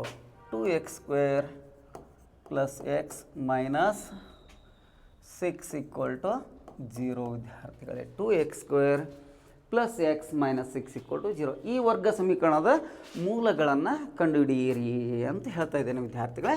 ಅಂದರೆ ಅಪವರ್ತನ ವಿಧಾನದ ಮೂಲಕ ಇದರ ಮೂಲಗಳನ್ನು ಕಂಡುಹಿಡಿಯೋಣ ವಿದ್ಯಾರ್ಥಿಗಳೇ. ಈಗಾಗಲೇ ಕೊಟ್ಟ ಸಮೀಕರಣವು ax² + bx + c ರೂಪದಲ್ಲಿದೆ, ಅಂದರೆ ಆದರ್ಶ ರೂಪದಲ್ಲಿದೆ ವಿದ್ಯಾರ್ಥಿಗಳೇ. ಈಗ ನಾವು ಎಕ್ಸ್ ಸ್ಕ್ವೇರ್ನ ಸಹಗುಣಕವನ್ನು ಸ್ಥಿರಾಂಕಕ್ಕೆ ಗುಣಿಸೋದ್ರ ಮೂಲಕ -6 × 2 = -12. ಎರಡು ಸಂಖ್ಯೆಗಳ ಲಬ್ಧ -12 ಆಗಿರಬೇಕು ವಿದ್ಯಾರ್ಥಿಗಳೇ. ಎರಡು ಸಂಖ್ಯೆಯನ್ನು ಕೂಡಿಸುವುದು ಅಥವಾ ಕಳೆದಾಗ +1 ಬರುವಂಥ ವಿದ್ಯಾರ್ಥಿಗಳೇ ಅಂಥ ಸಂಖ್ಯೆಯನ್ನು ಗುಣಲಬ್ಧವನ್ನು ತೆಗೆದುಕೊಳ್ಳಿ ಅಂತ ಹೇಳ್ತಾ ಇದ್ದಾನೆ ವಿದ್ಯಾರ್ಥಿಗಳೇ. ಇಲ್ಲಿ 4 × 3 = 12, 4 × 3 = 12 ಅಂತ ತೆಗೆದುಕೊಂಡಾಗ +4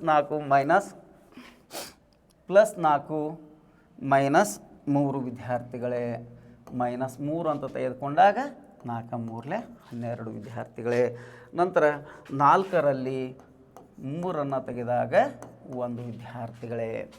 ಇದರ ಪ್ರಕಾರ 2x² + 4x - 3x - 6 = 0 ವಿದ್ಯಾರ್ಥಿಗಳೇ. ನಂತರ ಗುಂಪನ್ನು ಮಾಡಿದಾಗ ವಿದ್ಯಾರ್ಥಿಗಳೇ ನಮಗೆ ನೇರವಾಗಿ ಇಲ್ಲಿ ಉತ್ತರ ದೊರೆಯುವಂಥದ್ದು. ಇಲ್ಲಿ 2 ಮತ್ತು 4ರಲ್ಲಿ ಸಣ್ಣ ಸಂಖ್ಯೆ 2, x² ಮತ್ತು xರಲ್ಲಿ x ಸಾಮಾನ್ಯ ತೆಗೆದುಕೊಂಡಾಗ ವಿದ್ಯಾರ್ಥಿಗಳೇ x + 2 ವಿದ್ಯಾರ್ಥಿಗಳೇ. ಅಂದರೆ 2x × x 2x², 2 × 4x ವಿದ್ಯಾರ್ಥಿಗಳೇ.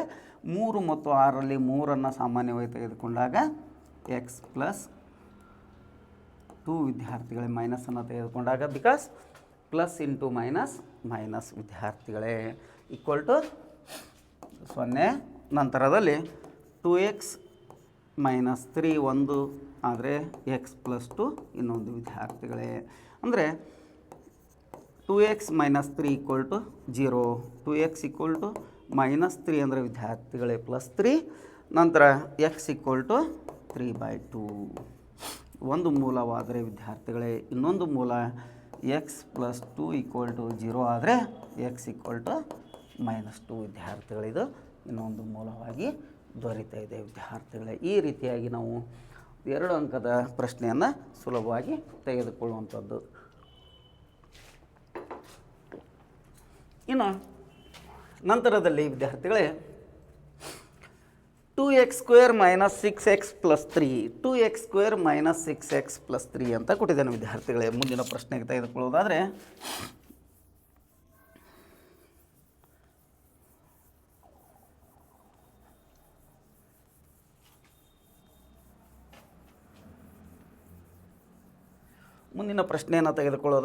ವಿದ್ಯಾರ್ಥಿಗಳೇ 2x²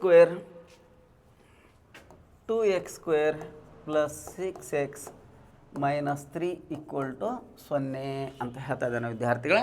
ಸಮೀಕರಣದ ಶೋಧಕವನ್ನು ಕಂಡುಹಿಡಿಯಿರಿ ಮತ್ತು ಮೂಲಗಳ ಸ್ವಭಾವವನ್ನು ತಿಳಿಸಿ ಅಂತ ಹೇಳ್ತಾ ಇದ್ದಾನೆ ವಿದ್ಯಾರ್ಥಿಗಳೇ. ಶೋಧಕ ಬೆಲೆಯನ್ನು ಕಂಡುಹಿಡಿಯಿರಿ ಅಂದರೆ ಡೆಲ್ಟಾ ಕಂಡುಹಿಡಿಯಿರಿ ಅಂತ ಹೇಳ್ತಾ ಇದ್ದೇನೆ ವಿದ್ಯಾರ್ಥಿಗಳೇ. ಇದರ ಬೆಲೆಯನ್ನು ಕಂಡುಹಿಡಿದು ತದಾದ ನಂತರ ಮೂಲಗಳ ಸ್ವಭಾವವನ್ನು ತಿಳಿಸಿ ಅಂತ ಹೇಳ್ತಾ ಇದ್ದೇನೆ. ಹಾಗಾದರೆ ಈಗ ಕೊಟ್ಟಿರುವಂಥ ಸಮೀಕರಣವು ax² + bx + c = 0 ರೂಪದಲ್ಲಿದೆ ವಿದ್ಯಾರ್ಥಿಗಳೇ. ಹಾಗಾದರೆ a = 2, b = 6, c = -3 ವಿದ್ಯಾರ್ಥಿಗಳೇ. ಇಲ್ಲಿ ನಾವು ಶೋಧಕದ ಬೆಲೆಯನ್ನು ಕಂಡುಹಿಡಿಯುವ ಸೂತ್ರ ಡೆಲ್ಟಾ b² - 4ac ಅಂತ ತೆಗೆದುಕೊಳ್ತಾ ಇದ್ದೀವಿ ವಿದ್ಯಾರ್ಥಿಗಳು.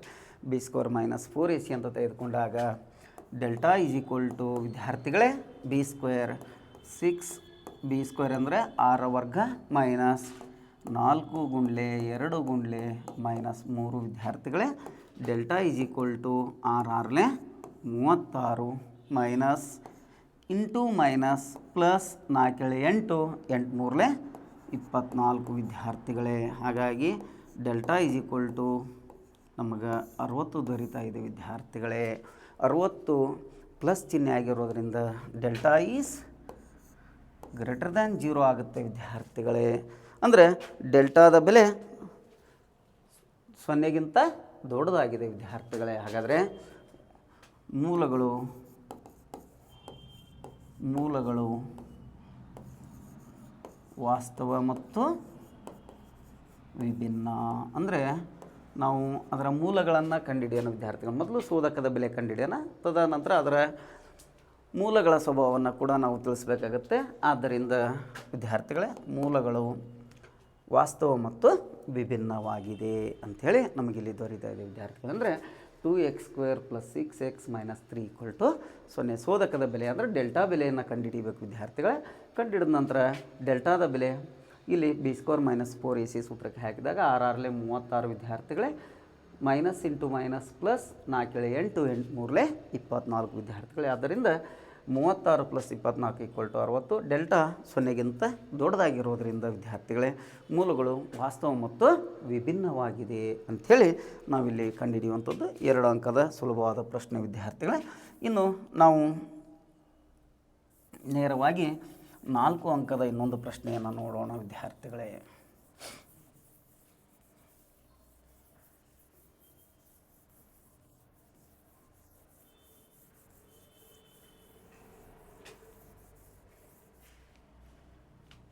ನಾಲ್ಕು ಅಂಕದ ಇನ್ನೊಂದು ಪ್ರಶ್ನೆಯನ್ನು ನೋಡಿದಾಗ ಒಂದು ಲಂಬಕೋನ ತ್ರಿಭುಜದ ಎತ್ತರ ಮತ್ತು ಪಾದದ ನಡುವಿನ ವ್ಯತ್ಯಾಸವು 5 ಸೆಂಟಿಮೀಟರ್ ಆಗಿದೆ. ತ್ರಿಭುಜದ ವಿಸ್ತೀರ್ಣ 158 ಸೆಂಟಿಮೀಟರ್ ಸ್ಕ್ವೇರ್ ಆದರೆ ತ್ರಿಭುಜದ ಪಾದ ಮತ್ತು ಎತ್ತರವನ್ನು ಕಂಡುಹಿಡಿಯಿರಿ ಅಂಥೇಳಿ ಇಲ್ಲಿ ಕರೀತಾ ಇದ್ದಾನೆ ವಿದ್ಯಾರ್ಥಿಗಳೇ. ಅಂದರೆ ಪಾದ ಮತ್ತು ಎತ್ತರವನ್ನು ಕೊಟ್ಟಿದ್ದಾನೆ ವಿದ್ಯಾರ್ಥಿಗಳೇ. ಇಲ್ಲಿ ಪ್ರಶ್ನೆಯನ್ನು ಮತ್ತೊಮ್ಮೆ ನೋಡಿ ವಿದ್ಯಾರ್ಥಿಗಳೇ. ಒಂದು ಲಂಬಕೋನ ತ್ರಿಭುಜದ ಎತ್ತರ ಮತ್ತು ಪಾದದ ನಡುವಿನ ವ್ಯತ್ಯಾಸವು 5 ಸೆಂಟಿಮೀಟರ್ ಅಂತ ಹೇಳ್ತಾ ಇದ್ದೇನೆ. ತ್ರಿಭುಜದ ಪಾದ ಮತ್ತು ಎತ್ತರವನ್ನು ಕಂಡುಹಿಡಿಯಿರಿ ಅಂತ ಹೇಳ್ತಾ ಇದ್ದೇನೆ ವಿದ್ಯಾರ್ಥಿಗಳೇ. ಇಲ್ಲಿ ಪಾದವನ್ನು ನಾವು ತ್ರಿಭುಜದ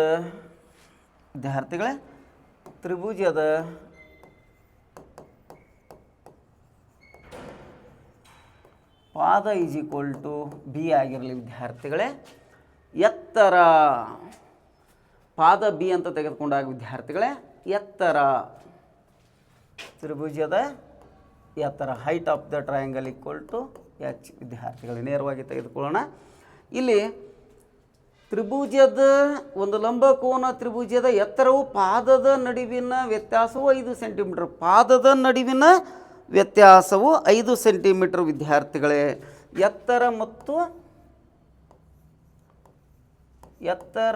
ಮತ್ತು ಪಾದದ ನಡುವಿನ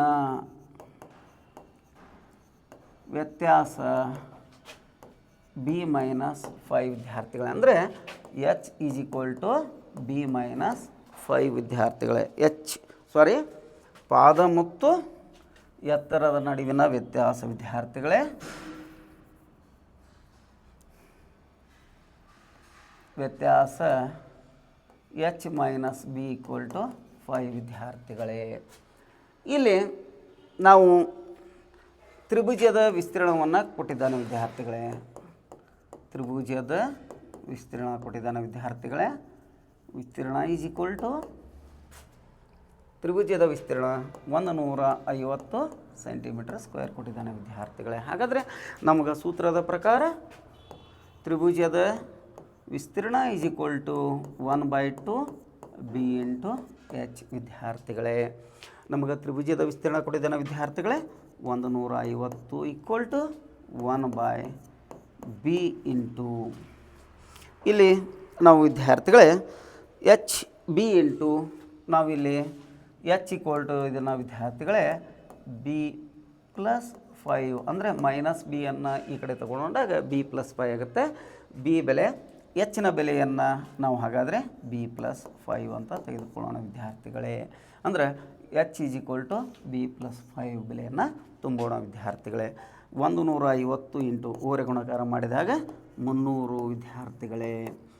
b × b b² + 5b ವಿದ್ಯಾರ್ಥಿಗಳೇ. b × b b² + 5b ನಂತರದ b² + 5b - 300 = 0 ವಿದ್ಯಾರ್ಥಿಗಳೇ.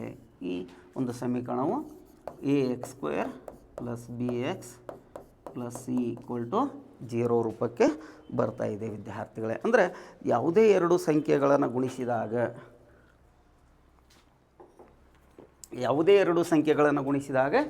-300 ಬರುವಂಥದ್ದು ವಿದ್ಯಾರ್ಥಿಗಳೇ. ಎರಡು ಸಂಖ್ಯೆಗಳನ್ನು ಗುಣಿಸಿದಾಗ -3, ಕೂಡಿಸಿದಾಗ ಅಥವಾ ಕಳೆದಾಗ +5 ಬರುವಂಥದ್ದು ವಿದ್ಯಾರ್ಥಿಗಳೇ. 20 ಗುಂಡ್ಲೆ 15 ತೆಗೆದುಕೊಂಡಾಗ ನಮಗೆ +5 ಅನ್ನೋದರಿಂದ +20 -15 ಎರಡು ಸಂಖ್ಯೆಗಳ ನಡುವಿನ ವ್ಯತ್ಯಾಸವನ್ನು ಗುಣಿಸಿದಾಗ ನಮಗೆ -300 ದೊರೆಯುವಂಥದ್ದು ವಿದ್ಯಾರ್ಥಿಗಳೇ. 20ರಲ್ಲಿ 15 ಕಳೆದಾಗ ನಮಗೆ 5 ದೊರೀತಾ ಇದೆ ವಿದ್ಯಾರ್ಥಿಗಳೇ. ಹಾಗಾಗಿ b² + 20b - 15b - 300 = 0 ವಿದ್ಯಾರ್ಥಿಗಳೇ. ನಂತರದಲ್ಲಿ ವಿದ್ಯಾರ್ಥಿಗಳೇ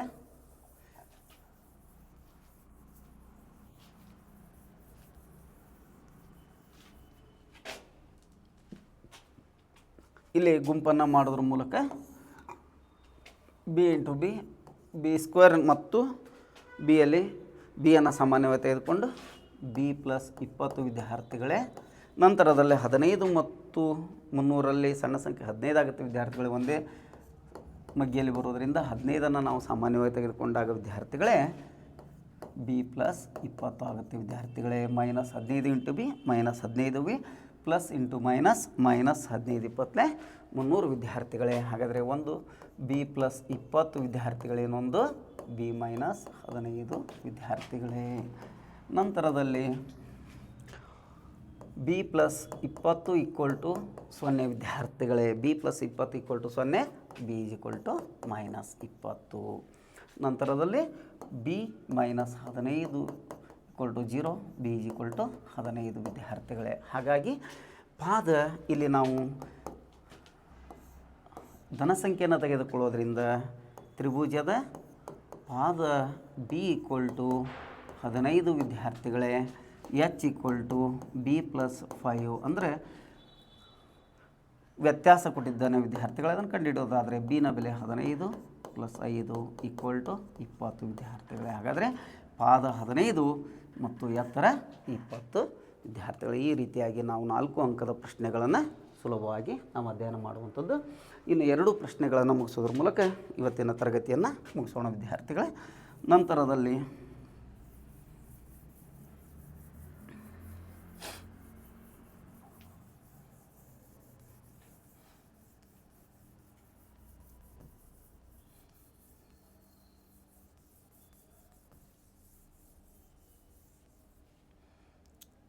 ವಿದ್ಯಾರ್ಥಿಗಳೇ ಮಾದರಿ ಪ್ರಶ್ನೆ ಪತ್ರಿಕೆ 4 ಇವುಗಳಲ್ಲಿ ವರ್ಗ ಸಮೀಕರಣ ಅಂತ ಕೇಳ್ತಾ ಇದ್ದೇನೆ ವಿದ್ಯಾರ್ಥಿಗಳೇ. ಇವುಗಳಲ್ಲಿ ಕೊಟ್ಟಿರುವಂತಹ ಸಮೀಕರಣಗಳಲ್ಲಿ ವರ್ಗ ಸಮೀಕರಣ ಯಾವುದು ಅಂತ ಕೇಳ್ತಾ ಇದ್ದೇನೆ ವಿದ್ಯಾರ್ಥಿಗಳು. ಒಂದೇದು x + 1 = 0 ವರ್ಗ ಸಮೀಕರಣವಲ್ಲ. ಏಕೆಂದರೆ ವರ್ಗ ಸಮೀಕರಣವಾಗಬೇಕಾದ್ರೆ ವಿದ್ಯಾರ್ಥಿಗಳೇ ax² + bx + c = 0 ರೂಪದಲ್ಲಿರಬೇಕು. ಮೊದಲನೇ ಆಯ್ಕೆ ತಪ್ಪಾಗುತ್ತೆ ವಿದ್ಯಾರ್ಥಿಗಳೇ. ಎರಡನೇ ಆಯ್ಕೆ x × x + 1 ಅಂತ ಕೊಡ್ತಾ ಇದ್ದೇನೆ. ಇದನ್ನು ನಾವು ಗುಣಿಸಿದಾಗ x² + x = 0 ವಿದ್ಯಾರ್ಥಿಗಳೇ. ಇನ್ನೊಂದು ಕೊಡ್ತಾ ಇದ್ದೇನೆ x × x² + 1 = 0 ಅಂತ ಕೊಡ್ತಾ ಇದ್ದೇನೆ ವಿದ್ಯಾರ್ಥಿಗಳೇ. x × x² x³ + 1 = 0 ಇದು ವರ್ಗ ಸಮೀಕರಣವಲ್ಲ ವಿದ್ಯಾರ್ಥಿಗಳೇ. ಇನ್ನು ಮುಂದಿನ ಪ್ರಶ್ನೆ x × x + 1 = x² ಅಂತ ಕೊಡ್ತಾ ಇದ್ದೇನೆ ನಾಲ್ಕನೇ ಆಯ್ಕೆಯನ್ನು. ಇದು ಎರಡನೇ ಆಯ್ಕೆ ವಿದ್ಯಾರ್ಥಿಗಳೇ. ಇದು ಮೂರನೇ ಆಯ್ಕೆ, ಇದು ನಾಲ್ಕನೇ ಆಯ್ಕೆ. ಎರಡನೇ ಆಯ್ಕೆಯನ್ನು ನಾವು ಒಂದನೇ ಆಯ್ಕೆಯನ್ನು ವಿದ್ಯಾರ್ಥಿಗಳೇ x + 1 = 0 ಕೊಡ್ತಾ ಇದ್ದಾನೆ. ಇದನ್ನು ನೋಡೋಣ ವಿದ್ಯಾರ್ಥಿಗಳೇ. x × x x² + x = x² ವಿದ್ಯಾರ್ಥಿಗಳೇ. ಈ x² ಕ್ಯಾನ್ಸಲ್ ಆಗುತ್ತೆ. x = 0 ಇದು ಕೂಡ ವರ್ಗ ಸಮೀಕರಣವಲ್ಲ. ಇದು ಕೂಡ ವರ್ಗ ಸಮೀಕರಣವಲ್ಲ. ಇದು ಕೂಡ ವರ್ಗ ಸಮೀಕರಣವಲ್ಲ. ಹಾಗಾಗಿ ಎರಡನೇ ಆಯ್ಕೆ ಸರಿಯಾದ ಉತ್ತರ ವಿದ್ಯಾರ್ಥಿಗಳೇ. x × x + 1 = 0 x² + x = 0 ಇಲ್ಲಿ ನಮಗೆ ಎರಡನೇ ಆಯ್ಕೆ ಸರಿಯಾದದ್ದು ಆಗಿರುತ್ತೆ ವಿದ್ಯಾರ್ಥಿಗಳೇ. ಇನ್ನು ಮುಂದಿನ ಪ್ರಶ್ನೆ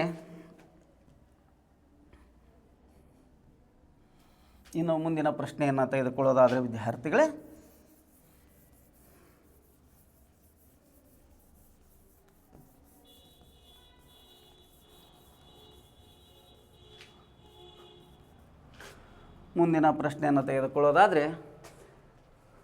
k ನ ಯಾವ ಬೆಲೆಗೆ kx² + 6x + 1 kx² + 6x plus 1 equal to 0.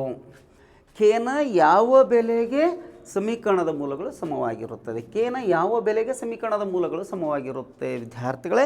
ನೀವಿಲ್ಲಿ ಸಮೀಕರಣದ ಮೂಲಗಳು ಸಮ ಅಂದಾಗ ವಿದ್ಯಾರ್ಥಿಗಳೇ ನೇರವಾಗಿ ಡೆಲ್ಟಾ ಈಸ್ ಈಕ್ವಲ್ ಟು 0 ಅಂದರೆ ಕೇನ ಬೆಲೆಯನ್ನು ಕಂಡುಹಿಡಿಯಿರಿ ಅಂತ ಹೇಳ್ತಾನೆ. Delta is equal to 0. ಇದನ್ನು ನಾವು ax² plus bx plus c equal to 0 ಅಂತ ತೆಗೆದುಕೊಂಡಾಗ ವಿದ್ಯಾರ್ಥಿಗಳೇ a equal to k, b equal to 6, c equal to 1 ವಿದ್ಯಾರ್ಥಿಗಳೇ. ಇಲ್ಲಿ ಡೆಲ್ಟಾ ಈಸ್ ಈಕ್ವಲ್ ಟು 0 ವಾಸ್ತವ ಮತ್ತು ಸಮ ಅಂದಾಗ ಡೆಲ್ಟಾನ ಬೆಲೆ 0 ಆಗಿರುತ್ತೆ ವಿದ್ಯಾರ್ಥಿಗಳ ಮೂಲಗಳ ಸ್ವಭಾವವನ್ನು ತೆಗೆದುಕೊಂಡಾಗ ಇಲ್ಲಿ delta is equal to b² minus 4ac. Delta is equal to b² minus 4ac ಅಂತ ತೆಗೆದುಕೊಂಡಾಗ ಈಗಾಗಲೇ ಡೆಲ್ಟಾ ಬೆಲೆ ಅವನೇ ಕೊಟ್ಟಿದ್ದಾನೆ ವಿದ್ಯಾರ್ಥಿಗಳೇ 0. ಹಾಗಾದರೆ b² ಬೆಲೆ 6² ಮೈನಸ್ 4 ಇಂಟು k ಇಂಟು 1 ವಿದ್ಯಾರ್ಥಿಗಳೇ. 0 is equal to 6 36 minus 4k ವಿದ್ಯಾರ್ಥಿಗಳೇ. ತದನಂತರ ಪ್ಲಸ್ 36 ಈ ಕಡೆ ಬಂದರೆ ಮೈನಸ್ 36 ವಿದ್ಯಾರ್ಥಿಗಳೇ minus 4k. Then k is equal to minus 36 upon minus 4 ವಿದ್ಯಾರ್ಥಿಗಳೇ. ಮೈನಸ್ ಮೈನಸ್ ಕ್ಯಾನ್ಸಲ್, 4 ಒಂದಲೇ 4 9. ಹಾಗಾಗಿ ಕೆ ಈಸ್ ಈಕ್ವಲ್ ಟು 9 ವಿದ್ಯಾರ್ಥಿಗಳೇ. ಅಂದರೆ ಕೇನ ಯಾವ ಬೆಲೆಗೆ ಮೂಲಗಳು ಸಮವಾಗಿರುತ್ತೆ ಅಂದರೆ ಪ್ರಶ್ನೆಯನ್ನು ಸರಿಯಾಗಿ ನಾವು ಆಲಿಸಿದಾಗ ಕೇನ ಯಾವ ಬೆಲೆಗೆ ಮೂಲಗಳು ಸಮವಾಗಿರುತ್ತೆ ಅಂದಾಗ ಡೆಲ್ಟಾ ಈಸ್ ಈಕ್ವಲ್ ಟು 0 ಕೊಟ್ಟಂತೆ ವಿದ್ಯಾರ್ಥಿಗಳು. ಯಾಕಂದರೆ ಡೆಲ್ಟಾ ಈಸ್ ಈಕ್ವಲ್ ಟು 0 ಅದರ ಮೂಲಗಳ ಸ್ವಭಾವವನ್ನು ಏನು ಹೇಳ್ತೇವೆ ವಿದ್ಯಾರ್ಥಿಗಳೇ? ವಾಸ್ತವ ಮತ್ತು ಸಮನಾದ ಮೂಲಗಳನ್ನು ಹೊಂದಿರುತ್ತೆ ಅನ್ನುವಂಥ ಆಧಾರದ ಮೇಲೆ ನಾವು ಆದರ್ಶ ರೂಪಕ್ಕೆ ಬರೆದುಕೊಂಡು ವಿದ್ಯಾರ್ಥಿಗಳೇ ಎ ಬಿ ಮತ್ತು ಸಿ ಬೆಲೆಗಳನ್ನು ತೆಗೆದುಕೊಂಡಾಗ delta is equal to b² minus 4ac ವಿದ್ಯಾರ್ಥಿಗಳೇ. ಈಗಾಗಲೇ ನಮಗೆ ಕೊಟ್ಟಂತೆ ಡೆಲ್ಟಾನ ಬೆಲೆ 0ನ ಕೊಟ್ಟಿದ್ದಾನೆ ವಿದ್ಯಾರ್ಥಿಗಳೇ. 6 36 4k minus 36 equal to minus 4k minus minus cancel ಆಗಿ ಕೇನ ಬೆಲೆ 9 ಆಗುತ್ತೆ ವಿದ್ಯಾರ್ಥಿಗಳೇ. ಇಷ್ಟು ಇವತ್ತಿನ ಈ ಒಂದು ತರಗತಿಯಲ್ಲಿ ಅಧ್ಯಯನ ಮಾಡಿದ್ದೀವಿ ವಿದ್ಯಾರ್ಥಿಗಳೇ. ಮುಂದಿನ ತರಗತಿಯಲ್ಲಿ ನಾವು ಮುಂದಿನ 3 ಅಂಕದ ಪ್ರಶ್ನೆಗಳನ್ನು ತೆಗೆದುಕೊಳ್ಳೋಣ. ತದನಂತರ ಮುಂದಿನ ಘಟಕಕ್ಕೆ ನಾವು ಹೋಗೋಣ ವಿದ್ಯಾರ್ಥಿಗೆ. ಅಲ್ಲಿವರೆಗೂ ತಮಗೆಲ್ಲ ಶುಭರಾತ್ರಿ. ಚೆನ್ನಾಗಿ ಅಧ್ಯಯನ ಮಾಡೋದರೊಂದಿಗೆ ಉತ್ತಮ ಅಂಕವನ್ನು ಗಳಿಸುವುದರ ಮೂಲಕ ಈ ಒಂದು ಉಚಿತ ಆನ್ಲೈನ್ ತರಬೇತಿಗೆ ತಾವು ಸಹಕರಿಸಿ ತಾವು ಉತ್ತಮ ಫಲಿತಾಂಶವನ್ನು ಪಡೆದಾಗ ಈ ಒಂದು ತರಗತಿಗಳು ಯಶಸ್ವಿಯಾಗಿ ಮೂಡಿ ಬರಲಿದೆ ವಿದ್ಯಾರ್ಥಿಗಳೇ. ಹಾಗಾಗಿ ಹಾರ್ಡ್ ಸ್ಟಡಿ ಮೇಕ್ ಪರ್ಫೆಕ್ಟ್ ಅನ್ನುವಂಥ ಒಂದು ಅಧ್ಯಯನದ ಮೂಲಕ ತಮಗೆಲ್ಲರಿಗೂ ಮತ್ತೊಮ್ಮೆ ವಂದನೆಗಳನ್ನು ತಿಳಿಸಿ ಈ ಒಂದು ತರಗತಿಗಳನ್ನು ಇಲ್ಲಿಗೆ ಮುಗಿಸೋಣ ವಿದ್ಯಾರ್ಥಿಗಳೇ. ಧನ್ಯವಾದಗಳು.